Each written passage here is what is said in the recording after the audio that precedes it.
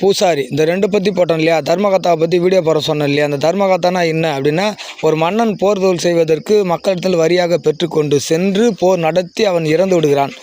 மறு மன்னன் வருகிறான். அவனும் வந்து வரி விதிக்கின்றான் கட்டமைப்பை உருவாக்குவதற்கு.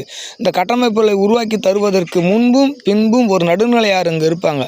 யாருன்னா இப்போ தர்மகத்தான்னு இருக்கிறவங்களுக்கு என்னன்னு சொல்கிறது இப்போ இருக்கிற தர்மகத்தா முறை அல்ல. தர்மம் காத்தவர் என்றால் என்னென்னா, ஒரு நாடு மன்னனுடைய படைத்தலைமைகளில் இறந்துட்ட பிறகு அந்த பதவி கிடைக்கும் அரசனிடத்தில். அவன் உயிரோடு இருந்தால் தருவான், இறந்துட்டா என்ன தருவான், இன்னொரு மன்னன் வந்து யாருன்னு கண்டறிந்து தருவான். இந்த நடுநிலையில் மக்கள் என்ன ஆவாங்கன்னா, ஒரு குடும்பத்தினுடைய தலைவன் இறந்துட்ட பிறகு அங்கே சூறையாடப்படுகிறது என்ன ஆகுதோ, அவர்கள் கையேந்து விட்டால் என்ன ஆகுது என்பது இப்போ வார்டு நம்பரு, வார்டு கவுன்சிலரு, இப்போ எம்எல்ஏ எல்லாம் எங்கேருந்து வந்தது? இந்த கட்டமைப்பு எங்கேருந்து வந்தது? இதற்கு முன்பு மக்கள் உணர்வு ரீதியாக உள்ள ரீதியாக கடந்து வந்த கால ரீதியாக தர்மத்தை காத்தவர்கள் இருந்தார்கள்.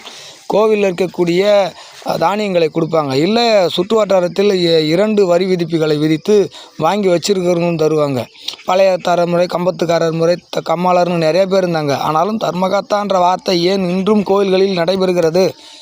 அவர்கள் உணவாக சமைத்து பிரசாதம் என்று தருகிறார்கள், பிறருக்கான சாதம் தருகிறார்களா? அது மாதிரியும் கொடுத்தாங்க.